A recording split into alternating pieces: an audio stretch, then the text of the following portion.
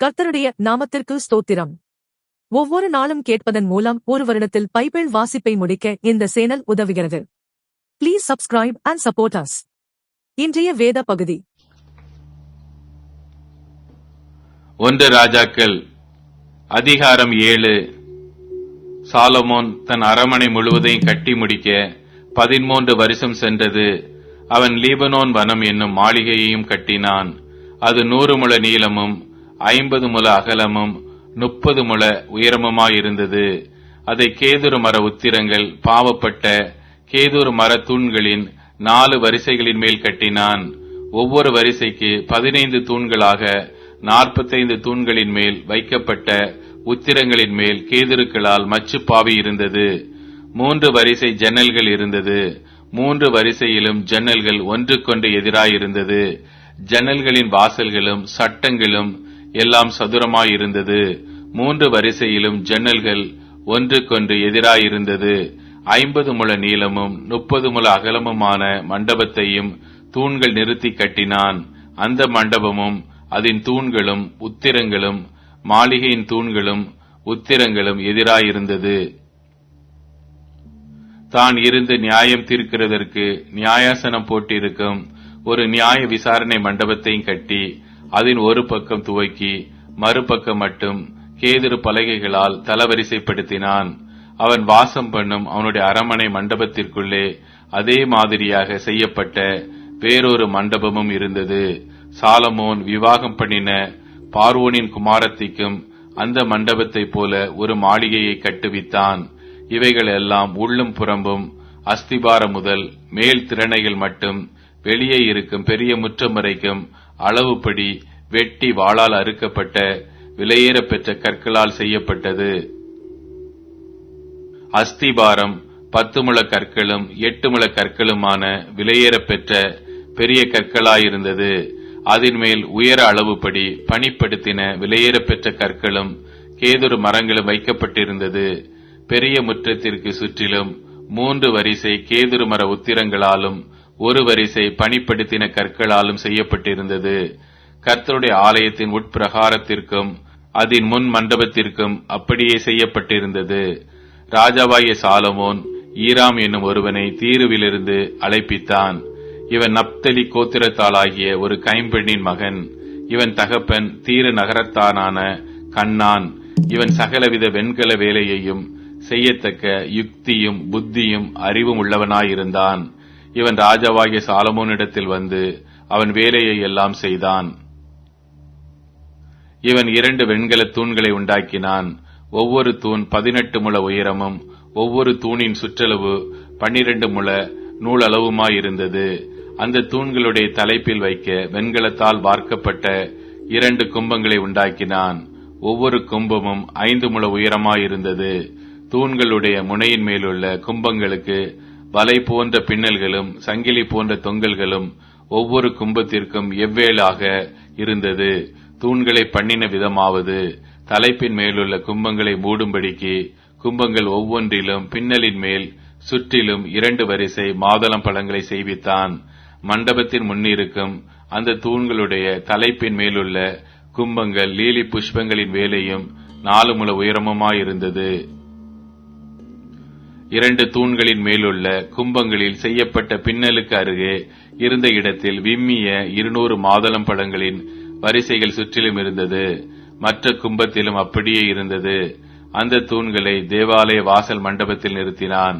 அவன் வலதுபுறத்தில் நிறுத்தின தூணுக்கு யாகீன் என்றும் இடதுபுறத்தில் நிறுத்தின தூணுக்கு போவாஸ் என்றும் பெயரிட்டான். தூண்களுடைய சிகரத்தில் லீலி புஷ்ப வேலை செய்யப்பட்டிருந்தது. இவ்விதமாய் தூண்களின் வேலை முடிந்தது. வெண்கல கடல் என்னும் தொட்டியையும் பார்ப்பித்தான். சுற்றிலும் சக்கராகாரமான அதனுடைய ஒரு விளிம்பு தொடங்கி மறு விளிம்பு மட்டும் அகலம் 10 முழமும் உயரம் 5 முழமும் சுற்றளவு 30 முழ நூலளவுமாயிருந்தது.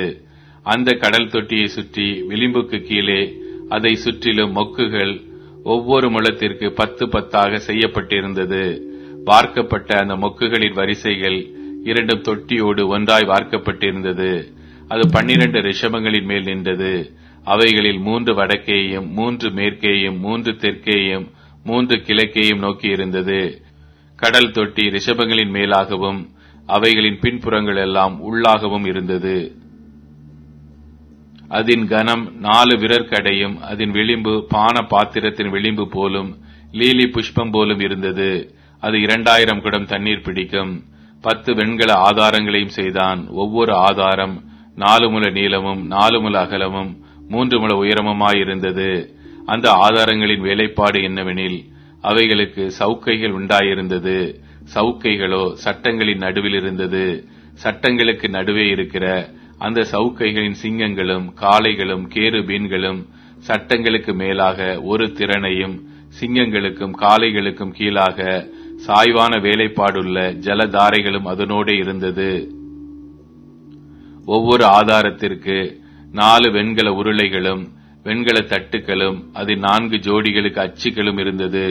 கொப்பரையின் கீழ் இருக்க அந்த கொம்மைகள் ஒவ்வொன்றும் வார்ப்பு வேலையாக ஜலதாரைகளுக்கு நேராயிருந்தது. திறனைகளுக்குள்ளான அதன் வாய் மேலாக 1 முழம் உயர்ந்திருந்தது. அதன் வாய் 1.5 முழ சக்கரா காரமும் தட்டையுமாய் அதன் வாயின் மேல் சித்திரங்களும் செய்யப்பட்டிருந்தது. அவைகளின் சவுக்கைகள் வட்டமாயிராமல் சதுரமாயிருந்தது. அந்த 4 உருளைகள் சவுக்கைகளின் கீழும் உருளைகளின் அச்சுக்கள் ஆதாரத்திலும் இருந்தது. ஒவ்வொரு உருளை 1.5 முழ உயரமாயிருந்தது. உருளைகளின் வேலை ரதத்து உருளைகளின் வேலைக்கு ஒத்திருந்தது. அவைகளின் அச்சுக்களும் சக்கரங்களும் வட்டங்களும் கம்பிகளும் எல்லாம் வார்ப்பு வேலையாயிருந்தது. ஒவ்வொரு ஆதாரத்தினுடைய 4 கோடிகளிலும் ஆதாரத்திலிருந்து புறப்படுகிற 4 கொம்மைகள் இருந்தது.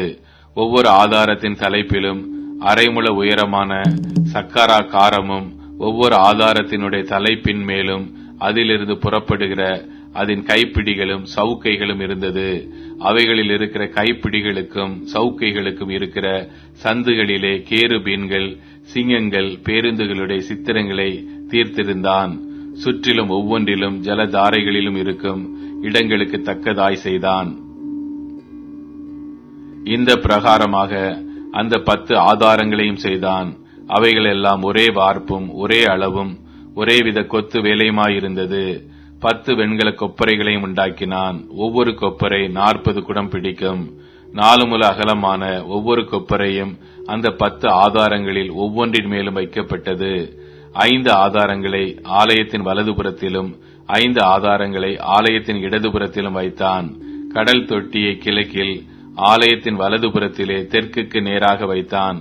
பின்பு ஈராம் கொப்பரைகளையும் சாம்பல் எடுக்கிற கரண்டிகளையும் கலங்களையும் செய்தான். இவ்விதமாய் ஈராம் கர்த்தருடைய ஆலயத்துக்காக ராஜாவாகிய சாலமோனுக்கு செய்ய வேண்டிய எல்லா வேலையையும் செய்து முடித்தான். அவைகள் என்னவெனில், 2 தூண்களும் 2 தூண்களுடைய முனையின் மேல் இருக்கிற 2 உருண்டை கும்பங்களும் தூண்களுடைய முனையின் மேல் இருக்கிற 2 உருண்டை கும்பங்களை மூடும் 2 வலை பின்னல்களும் தூண்களின் மேலுள்ள 2 உருண்டை கும்பங்களை மூடும்படி ஒவ்வொரு வலை பின்னலுக்கும் பண்ணின 2 வரிசை மாதளம் பழங்களும் ஆக 2 வலை பின்னலுக்கும் 400 மாதளம் பழங்களும் 10 ஆதாரங்களும் ஆதாரங்களின் மேல் வைத்த 10 கொப்பரைகளும் ஒரு கடல் தொட்டியும் கடல் தொட்டியின் கீழ் இருக்கிற 12 ரிஷபங்களும் செப்பு சட்டிகளும் சாம்பல் கரண்டிகளும் கலங்களும் செய்தான். கர்த்தரின் ஆலயத்துக்காக ராஜாவாகிய சாலமோனுக்கு ஈராம் செய்த இந்த எல்லா பணிமுட்டுகளும் சுத்தமான வெண்கலமாயிருந்தது.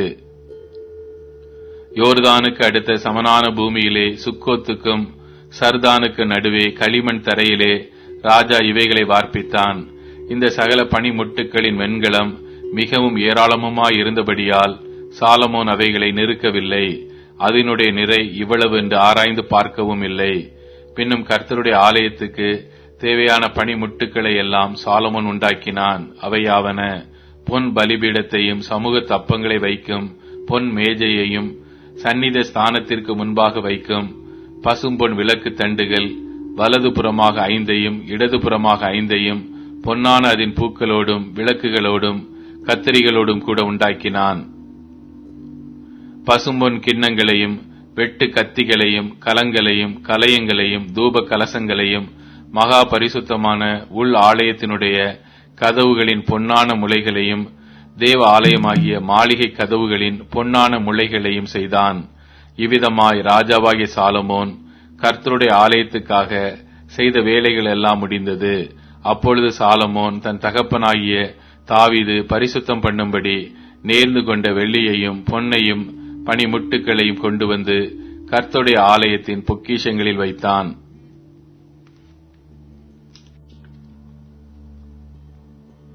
ஒன்று ராஜாக்கள் அதிகாரம் 8. அப்பொழுது கர்த்தருடைய உடன்படிக்கை பெட்டியை சியோன் என்னும் தாவீதின் நகரத்திலிருந்து கொண்டு வரும்படி சாலமோன் இஸ்ரவேலின் மூப்பரையும் கோத்திர பிரபுக்களாகிய இஸ்ரவேல் புத்திரரிலுள்ள பிதாக்களின் தலைவர் அனைவரையும் எருசலேமில் ராஜாவாகிய சாலமோன் தன்னிடத்திலே கூடி வரச் செய்தான். இஸ்ரவேல் மனுஷர் எல்லாரும் 7ஆம் மாதமாகிய ஏத்தானி மாதத்து பண்டிகையிலே ராஜாவாகிய சாலமோனிடத்தில் கூடி வந்தார்கள். இஸ்ரவேலின் மூப்பர் அனைவரும் வந்திருக்கையில் ஆசாரியர் கர்த்தருடைய பெட்டியை எடுத்து பெட்டியையும் ஆசரிப்பு கூடாரத்தையும் கூடாரத்தில் இருந்த பரிசுத்த பனிமுட்டுக்கள் அனைத்தையும் சுமந்து கொண்டு வந்தார்கள். ஆசாரியரும் லேவியரும் அவைகளை சுமந்தார்கள். ராஜாவாகிய சாலமோனும் அவனோட கூடின இஸ்ரவேல் சபை அனைத்தும் பெட்டிக்கு முன்பாக நடந்து எண்ணிக்கையும் கணக்கும் இல்லாத திரளான ஆடுகளையும் மாடுகளையும் பலியிட்டார்கள். அப்படியே ஆசாரியர்கள் கர்த்தருடைய உடன்படிக்கை பெட்டியை ஆலயத்தின் சந்நிதி ஸ்தானமாகிய மகா பரிசுத்த ஸ்தானத்திலே கேருபீன்களுடைய செட்டைகளின் கீழே கொண்டு வந்து வைத்தார்கள்.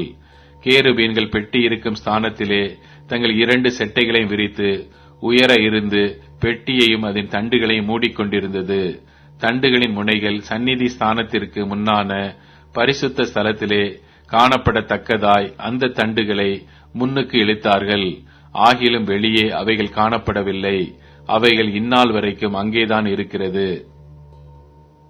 இஸ்ரவேல் புத்திரர் எகிப்து தேசத்திலிருந்து புறப்பட்ட பின் கர்த்தர் அவர்களோட உடன்படிக்கை பண்ணுகிற போது மோசே ஒரேபிலே அந்த பெட்டியில் வைத்த 2 கற்பலகைகளே அல்லாமல் அதிலே வேறொன்றும் இருந்ததில்லை.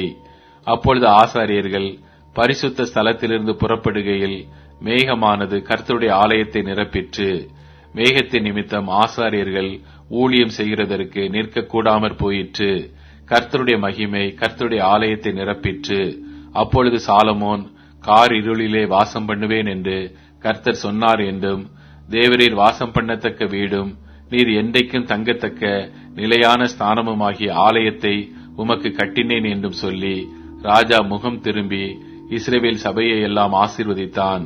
இஸ்ரவேல் சபையார் எல்லாரும் நின்றார்கள். அவன் சொன்னது, இஸ்ரவேலின் தேவனாகிய கர்த்தருக்கு ஸ்தோத்திரம். அவர் என் தகப்பனாகிய தாவீதுக்கு தம்முடைய வாக்கினால் சொன்னதை தம்முடைய கரத்தினால் நிறைவேற்றினார். அவர் நான் என் ஜனமாகிய இஸ்ரவேலை எகிப்திலிருந்து புறப்பட பண்ணின நாள் முதற்கொண்டு என் நாமம் விளங்கும்படி ஒரு ஆலயத்தை கட்ட வேண்டும் என்று நான் இஸ்ரவேலுடைய எல்லா கோத்திரங்களிலும் உள்ள ஒரு பட்டணத்தையும் தெரிந்து கொள்ளாமல் என் ஜனமாகிய இஸ்ரவேலின் மேல் அதிகாரியாய் இருக்கும்படி தாவீதையே தெரிந்து கொண்டேன் என்றார்.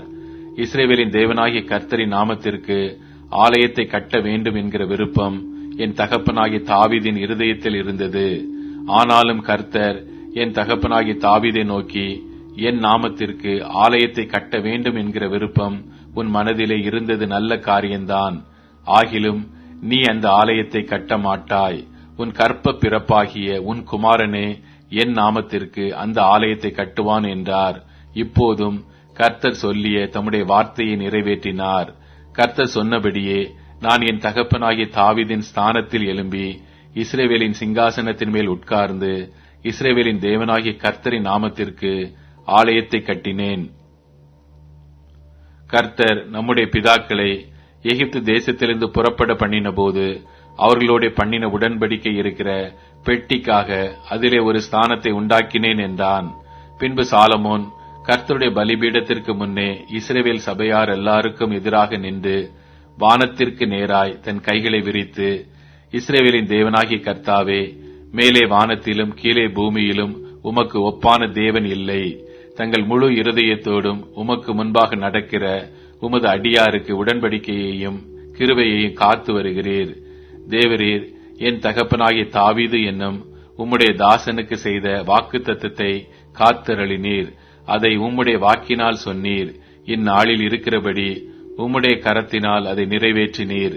இஸ்ரவேலின் தேவனாகிய கர்த்தாவே, தேவரீர் என் தகப்பனாகிய தாவீது என்னும் உம்முடைய தாசனை நோக்கி, நீ எனக்கு முன்பாக நடந்தது போல உன் குமாரரும் எனக்கு முன்பாக நடக்கும்படி தங்கள் வழியை காப்பார்களேயானால் இஸ்ரவேலின் சிங்காசனத்தின் மேல் வீற்றிருக்கும் புருஷன் எனக்கு முன்பாக உனக்கு இல்லாமற் போவதில்லை என்று சொன்னதை இப்பொழுது அவனுக்கு நிறைவேற்றும். இஸ்ரவேலின் தேவனே, என் தகப்பனாகிய தாவீது என்னும் உம்முடைய தாசனுக்கு சொன்ன உம்முடைய வார்த்தை மெய்யென்று விளங்குவதாக. தேவன் மெய்யாக பூமியிலே வாசம் பண்ணுவாரோ? இதோ வானங்களும் வானாதி வானங்களும் உம்மை கொள்ளாதே. நான் கட்டின இந்த ஆலயம் எம்மாத்திரம்? என் தேவனாகிய கர்த்தாவே, உமது அடியேன் இன்று உமது சந்நிதியில் செய்கிற விண்ணப்பத்தையும் மன்றாட்டையும் கேட்டு உமது அடியேனுடைய விண்ணப்பத்தையும் வேண்டுதலையும் திருவுளத்தில் கொண்டருளும். உமது அடியேன் இவ்விடத்திலே செய்யும் விண்ணப்பத்தை கேட்கும்படி என்னுடைய நாமம் விளங்கும் என்று நீர் சொன்ன ஸ்தலமாகிய இந்த ஆலயத்தின் மேல் உம்முடைய கண்கள் இரவும் பகலும் திறந்திருப்பதாக. உமது அடியானும் இந்த ஸ்தலத்திலே விண்ணப்பம் செய்யப் போகிற உமது ஜனமாகிய இஸ்ரவேலும் பண்ணும் ஜெபத்தை கேட்டருளும். பரலோகமாகிய உம்முடைய வாசஸ்தலத்திலே அதை நீர் கேட்பீராக. கேட்டு மன்னிப்பீராக. ஒருவன் தன் அயலானுக்கு குற்றம் செய்திருக்கையில் இவன் அவனை ஆணையிடச் சொல்லும் போது அந்த ஆணை இந்த ஆலயத்திலே உம்முடைய பலிபீடத்திற்கு முன் வந்தால் அப்பொழுது பரலோகத்தில் இருக்கிற தேவரீர் கேட்டு துன்மார்க்கனுடைய நடக்கையை அவன் தலையின் மேல் சுமரப் பண்ணி அவனை குற்றவாளியாக தீர்க்கவும் நீதிமானுக்கு அவனுடைய நீதிக்கு தக்கதாய் செய்து அவனை நீதிமானாக்கவும் தக்கதாய் உமது அடியாரை நியாயம் தீர்ப்பீராக. உம்முடைய ஜனங்களாகிய இஸ்ரவேலர் உமக்கு விரோதமாய் பாவம் செய்தது நிமித்தம் சத்துருவுக்கு முன்பாக முறிந்து போய் உம்மிடத்திற்கு திரும்பி உம்முடைய நாமத்தை அறிக்கை பண்ணி இந்த ஆலயத்துக்கு நேராக உம்மை நோக்கி விண்ணப்பத்தையும் வேண்டுதலையும் செய்தால் பரலோகத்தில் இருக்கிற தேவரீர் கேட்டு உம்முடைய ஜனமாகிய இஸ்ரவேலின் பாவத்தை மன்னித்து அவர்கள் பிதாக்களுக்கு நீர் கொடுத்த தேசத்துக்கு அவர்களை திரும்ப வர பண்ணுவீராக.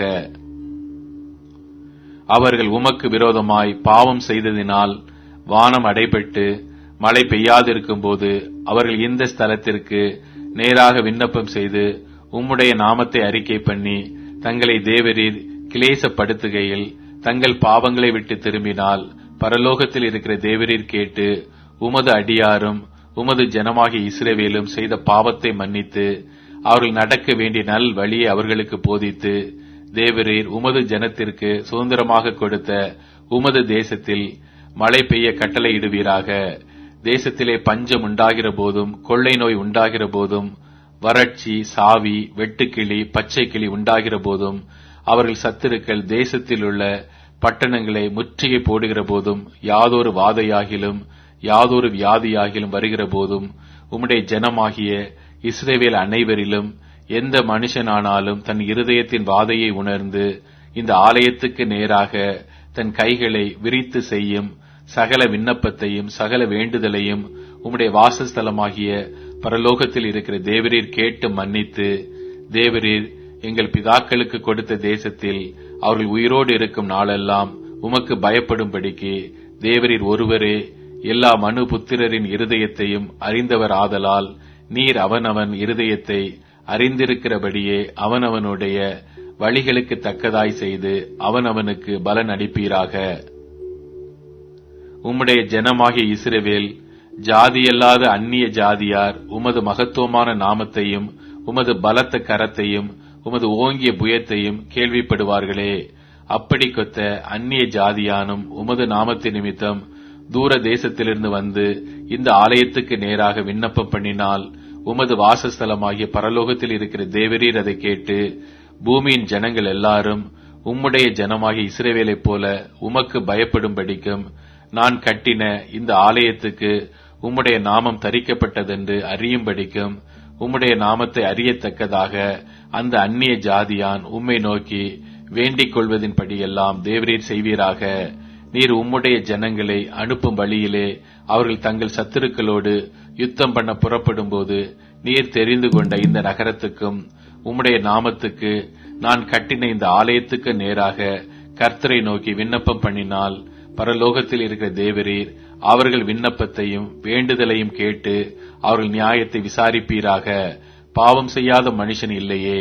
ஆகையால் அவர்கள் உமக்கு விரோதமாய் பாவம் செய்து தேவரீர் அவர்கள் மேல் கோபம் கொண்டு அவர்கள் சத்துருக்கள் கையில் அவர்களை ஒப்புக் கொடுத்து, அந்த சத்துருக்கள் அவர்களை தூரத்தில் ஆகிலும் சமீபத்தில் ஆகிலும் இருக்கிற தங்கள் தேசத்திற்கு சிறைபிடித்து கொண்டு போகும்போது, அவர்கள் சிறைப்பட்டு போயிருக்கிற தேசத்திலே தங்களில் உணர்வடைந்து மனம் திரும்பி, நாங்கள் பாவம் செய்து அக்கிரமம் பண்ணி துன்மார்க்கமாய் நடந்தோம் என்று தங்கள் சிறையிருப்பான தேசத்திலே உம்மை நோக்கி வேண்டுதல் செய்து, தங்களை சிறைபிடித்துக் கொண்ட தங்கள் சத்துருக்களின் தேசத்திலே தங்கள் முழு இருதயத்தோடும் தங்கள் முழு ஆத்துமாவோடும் உம்மிடத்தில் திரும்பி, தேவரீர் தங்கள் பிதாக்களுக்கு கொடுத்த தங்கள் தேசத்திற்கும் தேவரீர் தெரிந்து கொண்ட இந்த நகரத்திற்கும் உம்முடைய நாமத்திற்கு நான் கட்டின இந்த ஆலயத்திற்கும் நேராக உம்மை நோக்கி விண்ணப்பம் பண்ணும்போது, உமது வாசஸ்தலமாகிய பரலோகத்தில் இருக்கிற தேவரீர் அவர்கள் விண்ணப்பத்தையும் வேண்டுதலையும் கேட்டு அவர்கள் நியாயத்தை விசாரித்து,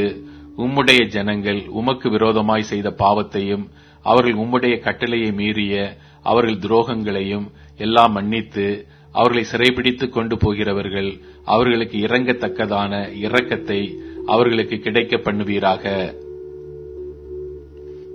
அவர்கள் எகிப்து என்கிற இருப்பு காலவாயின் நடுவிலிருந்து தேவரீர் புறப்பட பண்ணின உம்முடைய ஜனமும் உம்முடைய சுதந்திரமுமாய் இருக்கிறார்களே. அவர்கள் உம்மை நோக்கி வேண்டிக் கொள்வதின்படியெல்லாம் தேவரீர் அவர்களுக்கு செய்யும்படி உம்முடைய கண்கள் உமது அடியானின் வேண்டுதலுக்கும் உமது ஜனமாகிய இஸ்ரவேலின் வேண்டுதலுக்கும் திறந்திருப்பதாக. கர்த்தராகிய ஆண்டவரே, நீர் எங்கள் பிதாக்களை எகிப்திலிருந்து புறப்பட பண்ணும்போது உம்முடைய தாசனாகிய மோசையை கொண்டு சொன்னபடியே தேவரீர் பூமியின் சகல ஜனங்களிலும் அவர்களை உமக்கு சுதந்திரமாக பிரித்தெடுத்தீரே என்று விண்ணப்பம் பண்ணினான்.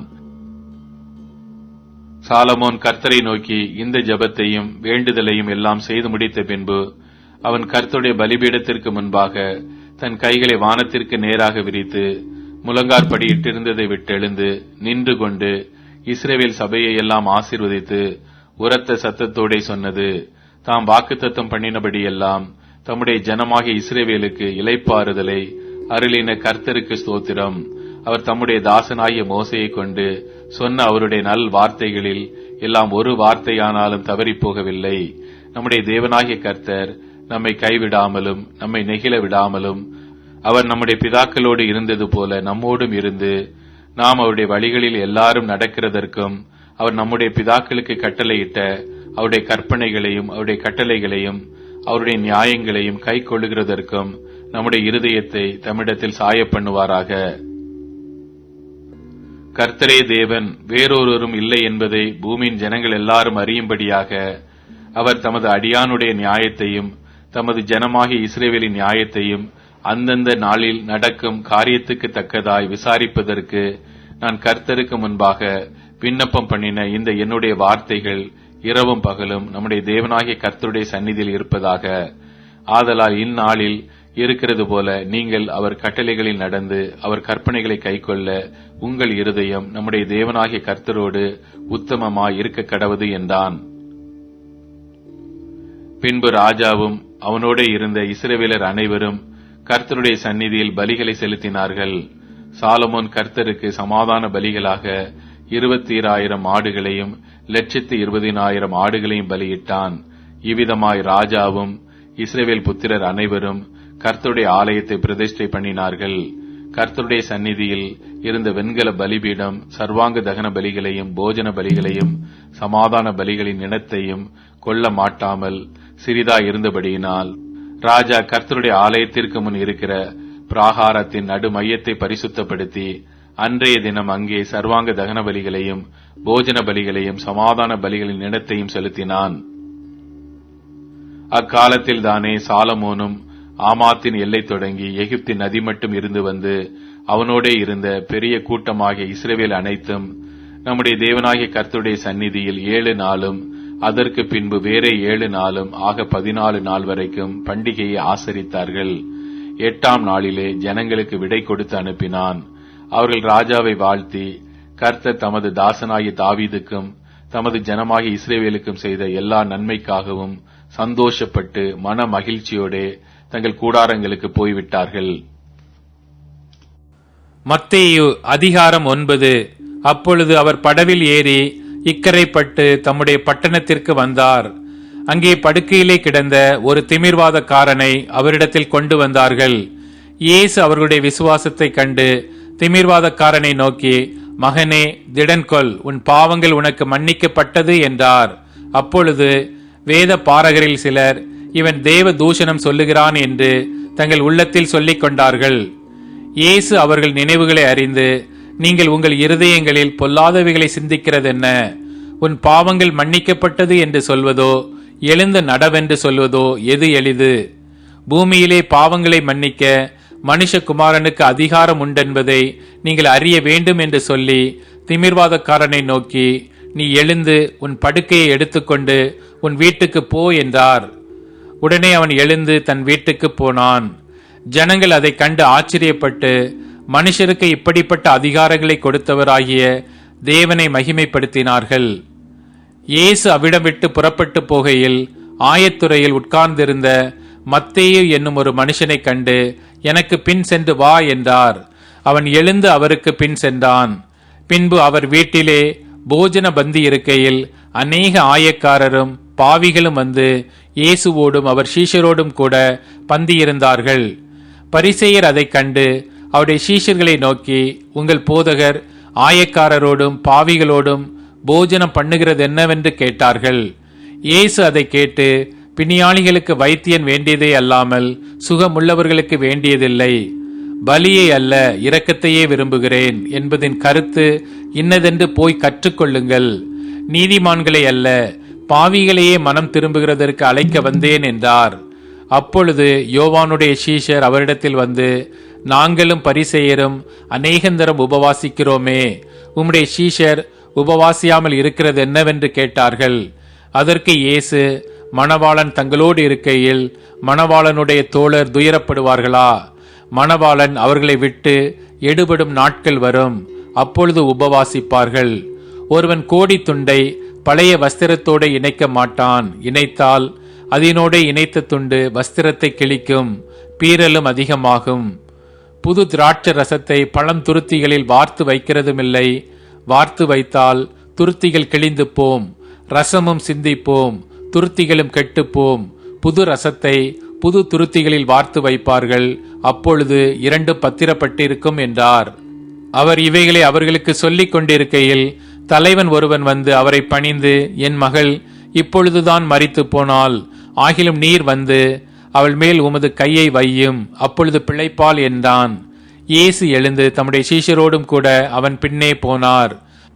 அப்பொழுது 12 வருஷமாய் பெரும் பாடுள்ள ஸ்திரீ, நான் அவருடைய வஸ்திரத்தை ஆகிலும் தொட்டால் சொஸ்தமாவேன் என்று தன் உள்ளத்தில் எண்ணிக்கொண்டு அவர் பின்னாலே வந்து அவருடைய வஸ்திரத்தின் ஓரத்தை தொட்டாள்.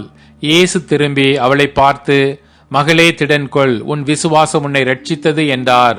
அந்நேரம் முதல் அந்த ஸ்திரீ சொஸ்தமானாள். இயேசுவானவர் தலைவனுடைய வீட்டிலே வந்து தாரை ஊதுகிறவர்களையும் இறைகிற ஜனங்களையும் கண்டு, விலகுங்கள், இந்த சிறு பெண் மரிக்கவில்லை, நித்திரையாய் இருக்கிறாள் என்றார். அதற்காக அவரை பார்த்து நகைத்தார்கள். ஜனங்கள் வெளியே துரத்தப்பட்ட பின்பு அவர் உள்ளே பிரவேசித்து அந்த சிறு பெண்ணின் கையை பிடித்தார். உடனே அவள் எழுந்திருந்தாள். இந்த சங்கதி அத்தேசமெங்கும் பிரசித்தமாயிற்று. இயேசு அவ்விடம் விட்டு போகையில் 2 குருடர் அவர் பின்னே சென்று, தாவீதின் குமாரனே, எங்களுக்கு இரங்கும் என்று கூப்பிட்டார்கள். அவர் வீட்டிற்கு வந்த பின்பு அந்த குருடர் அவரிடத்தில் வந்தார்கள். இயேசு அவர்களை நோக்கி, இதை செய்ய எனக்கு வல்லமை உண்டென்று விசுவாசிக்கிறீர்களா என்று கேட்டார். அதற்கு அவர்கள், ஆம், விசுவாசிக்கிறோம் ஆண்டவரே என்றார்கள். அப்பொழுது அவருடைய கண்களை அவர் தொட்டு, உங்கள் விசுவாசத்தின்படி உங்களுக்கு ஆகக் கடவது என்றார். உடனே அவருடைய கண்கள் திறக்கப்பட்டது. இதை ஒருவரும் அறியாதபடிக்கு எச்சரிக்கையாய் இருங்கள் என்று இயேசு அவர்களுக்கு கண்டிப்பாய் கட்டளையிட்டார். அவர்களோ புறப்பட்டு அத்தேசமெங்கும் அவருடைய கீர்த்தியை பிரசித்தம் பண்ணினார்கள். அவர்கள் புறப்பட்டு போகையில் பிசாசு பிடித்த ஊமையான ஒரு மனுஷனை அவரிடத்தில் கொண்டு வந்தார்கள். பிசாசு துரத்தப்பட்ட பின்பு ஊமையன் பேசினான். ஜனங்கள் ஆச்சரியப்பட்டு, இஸ்ரவேலில் இப்படி ஒரு காலம் காணப்படவில்லை என்றார்கள். பரிசேயரோ, இவன் பிசாசுகளின் தலைவனாலே பிசாசுகளை துரத்துகிறான் என்றார்கள். பின்பு இயேசு சகல பட்டணங்களையும் கிராமங்களையும் சுற்றி நடந்து ஜெப ஆலயங்களில் உபதேசித்து ராஜ்யத்தின் சுவிசேஷத்தை பிரசங்கித்து ஜனங்களுக்கு உண்டாயிருந்த சகல வியாதிகளையும் சகல நோய்களை நீக்கி அவர்களை சொஸ்தமாக்கினார். அவர் திரளான ஜனங்களை கண்டபொழுது அவர்கள் மேய்ப்பனில்லாத ஆடுகளைப் போல தொய்ந்து போனவர்களும் சிதறடிக்கப்பட்டவர்களுமாய் இருந்தபடியால் அவர்கள் மேல் மனதுருகி தம்முடைய சீஷர்களை நோக்கி, அறுப்பு மிகுதி, வேலையாட்களோ கொஞ்சம். ஆதலால் அறுப்புக்கு எஜமான் தமது அறுப்புக்கு வேலையாட்களை அனுப்பும்படி அவரை வேண்டிக் கொள்ளுங்கள் என்றார். மத்தேயு அதிகாரம் 10. அப்பொழுது அவர் தம்முடைய 12 சீஷர்களையும் தம்மிடத்தில் வரவழைத்து அசுத்த ஆவிகளை துரத்தவும் சகல வியாதிகளையும் சகல நோய்களை நீக்கவும் அவர்களுக்கு அதிகாரம் கொடுத்தார். அந்த 12 அப்போஸ்தலருடைய நாமங்களாவன: முந்தினவன் பேதுரு எனப்பட்ட சீமோன், அவன் சகோதரன் அந்திரேயா, செபதேயுவின் குமாரன் யாக்கோபு, அவன் சகோதரன் யோவான், பிலிப்பு, பர்த்தோலோமேயு, தோமா, ஆயக்காரனாகிய மத்தேயு, அல்பேயுவின் குமாரன் யாக்கோபு, ததேயு என்னும் மறுநாமமுள்ள லெபேயு, கானானியனாகிய சீமோன், அவரை காட்டிக் கொடுத்த யூதாஸ் காரியோத்து என்பவைகளே. இந்த 12 இயேசு அனுப்புகையில் அவர்களுக்கு கட்டளையிட்டு சொன்னது என்னவென்றால், நீங்கள் புற ஜாதியார் நாட்டுக்கு போகாமலும் சமாரியார் பட்டணங்களில் பிரவேசியாமலும் காணாமற் போன ஆடுகளாகிய இஸ்ரவேல் வீட்டாரிடத்திற்கு போங்கள். போகையில் பரலோக ராஜ்யம் சமீபத்திருக்கிறது என்று பிரசங்கியுங்கள். வியாதியுள்ளவர்களை சொஸ்தமாக்குங்கள், குஷ்ட ரோகிகளை சுத்தம் பண்ணுங்கள், மரித்தோரை எழுப்புங்கள், பிசாசுகளை துரத்துங்கள், இலவசமாய் பெற்றீர்கள், இலவசமாய் கொடுங்கள். உங்கள் கச்சைகளில் பொன்னையாவது வெள்ளியையாவது செம்பையாவது வழிக்காக பையையாவது 2 அங்கிகளையாவது பாத ரட்சைகளையாவது தடியையாவது தேடி வைக்க வேண்டாம். வேலையால் தன் ஆகாரத்துக்கு பாத்திரனாயிருக்கிறான். எந்த பட்டணத்திலாவது கிராமத்திலாவது நீங்கள் பிரவேசிக்கும் போது அதிலே பாத்திரமானவன் யாரென்று விசாரித்து நீங்கள் புறப்படும் அளவும் அவனிடத்தில் தங்கியிருங்கள். ஒரு வீட்டுக்குள் நீங்கள் பிரவேசிக்கும் போது அதை வாழ்த்துங்கள். அந்த வீடு பாத்திரமாயிருந்தால் நீங்கள் கூறின சமாதானம் அவர்கள் மேல் வரக்கடவது. அபாத்திரமாயிருந்தால் நீங்கள் கூறின சமாதானம் உங்களிடத்திற்கு திரும்ப கடவது. எவனாகிலும் உங்களை ஏற்றுக்கொள்ளாமலும் உங்கள் வார்த்தைகளை கேளாமலும் போனால் அந்த வீட்டையாவது பட்டணத்தையாவது விட்டு புறப்படும் போது உங்கள் கால்களில் படிந்த தூசியை உதறி போடுங்கள். நியாய தீர்ப்பு நாளிலே அந்த பட்டணத்திற்கு நேரிடுவதை பார்க்கிலும் சோதோம் கொமாரா நாட்டிற்கு நேரிடுவது லகுவாயிருக்கும் என்று மெய்யாகவே உங்களுக்கு சொல்லுகிறேன். ஆடுகளை ஓநாய்களுக்குள்ளே அனுப்புகிறது போல இதோ நான் உங்களை அனுப்புகிறேன். ஆகையால் சர்ப்பங்களைப் போல வினா உள்ளவர்களாயும் புறாக்களைப் போல கபடற்றவர்களுமாயிருங்கள். மனுஷரை குறித்து எச்சரிக்கையாயிருங்கள். அவர்கள் உங்களை ஆலோசனை சங்கங்களுக்கு ஒப்புக் கொடுத்து தங்கள் ஜெப ஆலயங்களில் உங்களை வாரினால் அடிப்பார்கள். அவர்களுக்கும் புற ஜாதியாருக்கும் சாட்சியாக என் நிமித்தம் அதிபதிகளுக்கு முன்பாகவும் ராஜாக்களுக்கு முன்பாகவும் கொண்டு போகப்படுவீர்கள். அவர்கள் உங்களை ஒப்புக் கொடுக்கும் போது எப்படி பேசுவோம் என்றும் என்னத்தை பேசுவோம் என்றும் கவலைப்படாதிருங்கள். நீங்கள் பேச வேண்டியது அந்நேரத்தில் உங்களுக்கு அருளப்படும். பேசுகிறவர்கள் நீங்கள் அல்ல, உங்கள் பிதாவின் ஆவியானவரே உங்களிலிருந்து பேசுகிறவர். சகோதரன் தன் சகோதரனையும் தகப்பன் தன் பிள்ளையையும் மரணத்துக்கு ஒப்புக் கொடுப்பார்கள். பெற்றோருக்கு விரோதமாய் பிள்ளைகள் எழும்பி அவர்களை கொலை செய்வார்கள். என் நாமத்தின் நிமித்தம் நீங்கள் எல்லாராலும் பகைக்கப்படுவீர்கள். முடிவு பரியந்தம் நிலைத்திருப்பவனே ரட்சிக்கப்படுவான். ஒரு பட்டணத்தில் உங்களை துன்பப்படுத்தினால் மறு பட்டணத்திற்கு ஓடிப்போங்கள். மனுஷகுமாரன் வருவதற்குள்ளாக நீங்கள் இஸ்ரவேல் பட்டணங்களை எல்லாம் சுற்றி முடியாதென்று மெய்யாகவே உங்களுக்கு சொல்லுகிறேன். ஷீஷன் தன் போதகனிலும் வேலைக்காரன் தன் எஜமானிலும் மேற்பட்டவன் அல்ல. ஷீஷன் தன் போதகனைப் போலவும் வேலைக்காரன் தன் எஜமானைப் போலவும் இருப்பது போதும். வீட்டெஜமானையே பெயல்செபூல் என்று சொல்வார்களானால் அவன் வீட்டாரை அப்படி சொல்வது அதிக நிச்சயம் அல்லவா? அவர்களுக்கு பயப்படாதிருங்கள். வெளியாக்கப்படாத மறைபொருளும் இல்லை, அறியப்படாத ரகசியமும் இல்லை. நான் உங்களுக்கு இருளிலே சொல்லுகிறதை நீங்கள் வெளிச்சத்திலே சொல்லுங்கள். காதிலே கேட்கிறதை நீங்கள் வீடுகளிலே பிரசித்தம் பண்ணுங்கள். ஆத்துமாவை கொல்ல வல்லவர்களாயிராமல் சரீரத்தை மாத்திரம் கொல்லுகிறவர்களுக்கு நீங்கள் பயப்பட வேண்டாம். ஆத்துமாவையும் சரீரத்தையும் நரகத்திலே அழிக்க வல்லவருக்கே பயப்படுங்கள். ஒரு காசுக்கு 2 அடைக்கலான் குருவிகளை விற்கிறார்கள் அல்லவா?